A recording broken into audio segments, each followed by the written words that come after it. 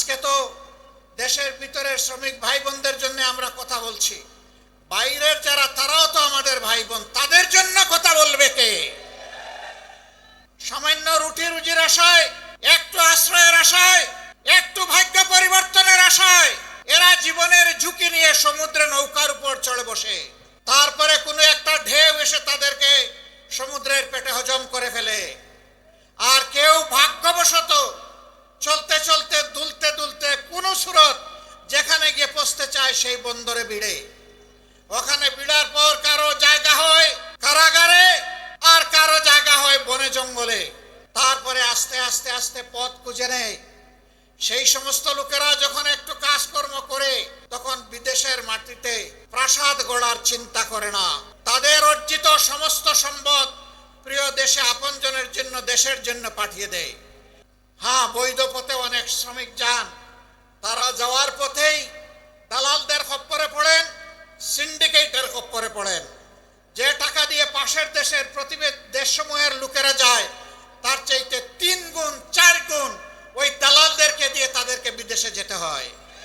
তখন তারা সেই টাকাটাও পোষাতে পারে না, তাদেরকে মানবেতর জীবনযাপন করতে হয়।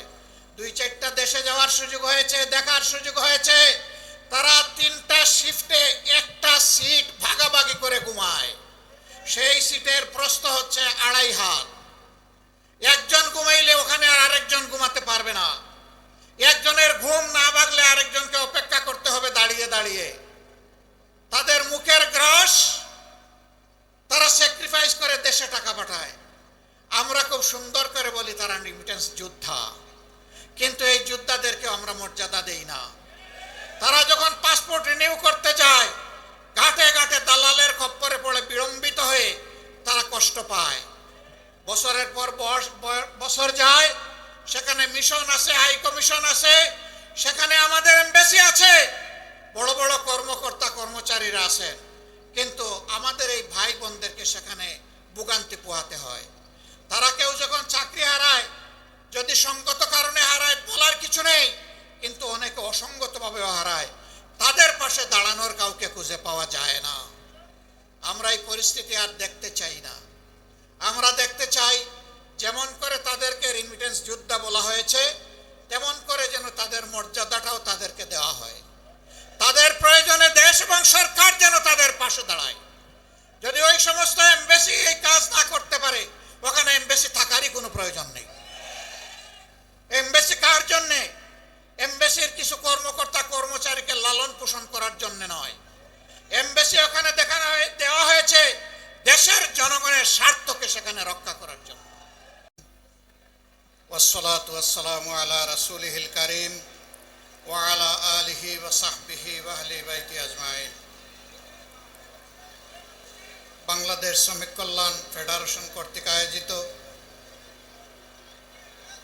মহান আন্তর্জাতিক শ্রম দিবস উপলক্ষে আজকের এই বিশাল সমাবেশের সম্মানিত সভাপতি, শ্রমিক কল্যাণ ফেডারেশনের নবনির্বাচিত সভাপতি, বিশিষ্ট আইনজীবী জনাব আতিকুর রহমান, মঞ্চে বসা সম্মানিত নেতৃবৃন্দ, আমার সামনে উপস্থিত শ্রমিক বন্ধুগণ, গণমাধ্যমের সম্মানিত ভাই ও বোনেরা, আসসালামু আলাইকুম ওয়া রাহমাতুল্লাহ। আমার বক্তব্যের সূচনায় আমি সেই সমস্ত মহান ব্যক্তিগণের প্রতি গভীর শ্রদ্ধা নিবেদন করছি। রাসূল মকবুল সাল্লাল্লাহু আলাইহি সাল্লামের জামানা থেকে শুরু করে এ পর্যন্ত বিশ্বের বিভিন্ন প্রান্তে যারা শ্রমিকদের ন্যায্য মর্যাদা এবং অধিকার প্রতিষ্ঠার আন্দোলন করে দুনিয়া থেকে বিদায় নিয়েছেন। সম্মানিত ভাই ও বন্ধুগণ, ইতিহাসে এক এক করে 140 বৎসর বিদায় নিয়েছে। শিকাগোর সেই বেদনাদায়ক ঘটনা, প্রতি বৎসরই শ্রম দিবস পালিত হয় সারা বিশ্বে। জাতিসংঘ এটাকে আন্তর্জাতিক দিবস হিসাবে স্বীকৃতি দিয়েছে। এই সমস্ত শ্রমিক সমাবেশে বিভিন্ন দেশের সরকারি বিরোধী দল, বিভিন্ন পর্যায়ের রাজনৈতিক নেতৃবৃন্দ হাজির হন, বক্তব্য দেন, আশ্বস্ত করেন যে আমরা আপনাদের জন্য এই করব ওই করব, আপনাদের আর কোনো দুঃখ দুর্দশা থাকবে না। 140 বছরে যদি তাদের দেওয়া প্রত্যেকটা ওয়াদার তারা 10 ভাগের 1 ভাগ করেও পালন করতেন, তাহলে এতদিনে শ্রমিকদের আর কোনো দাবি দেওয়া অবশিষ্ট থাকতো না। 364 দিন এই দাবি সবাই ভুলে যায়, আর 1 মে আসলে এই দাবিতে সবাই দরদি আন্তরিক হয়ে ময়দানে নেমে পড়ে। আমাদের অবস্থাও তার ব্যতিক্রম কিনা আল্লাহ ভালো জানেন। তবে হ্যাঁ, একটা ব্যতিক্রম আছে। আমরা বিশ্বাস করি একটা সমাজে বিভিন্ন শ্রেণী এবং পেশার মানুষ থাকবে, কিন্তু সাধারণত দুনিয়ায় যদি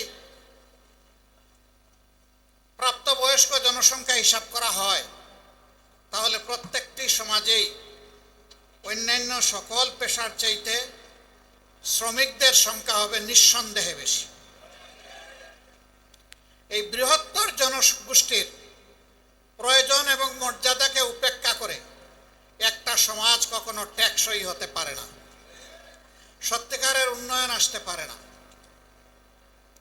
দুনিয়ার বিভিন্ন প্রান্তে যারা নিজেদেরকে বামপন্থী বলে দাবি করেন, তারা শ্রমিকদের অধিকার নিয়ে বেশি সংগ্রাম করেন। বাংলাদেশ, তার আগে পাকিস্তান, এইটা তার কোনো ব্যতিক্রম নয়, ধারাবাহিকভাবে চলে আসছে। আমরা কি দেখি, যখনই কোনো ইস্যু আছে এই সমস্ত নেতা নেত্রীরা সামনে এসে দাঁড়ায় যায়,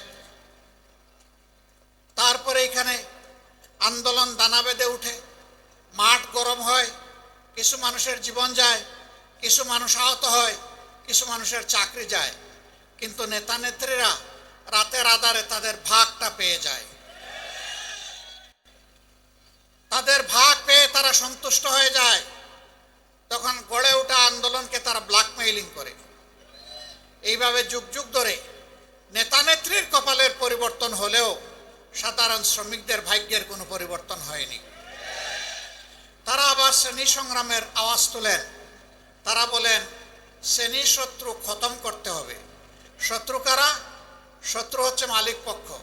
আচ্ছা, মালিকও যদি না থাকে তাইলে শ্রমিকটা কাজ করবে কোথায়?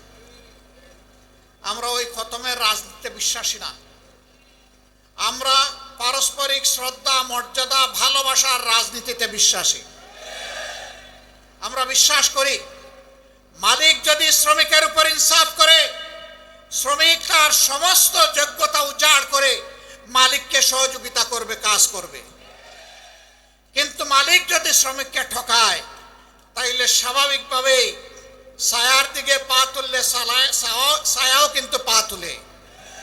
তখন আর ওই শ্রমিক বন্ধুটি, ভাইটি, বোনটি তার সমস্ত যোগ্যতা উজাড় করে ওই মালিকের জন্য কিছু করবে না। এতে উভয়ে ক্ষতিগ্রস্ত হবে।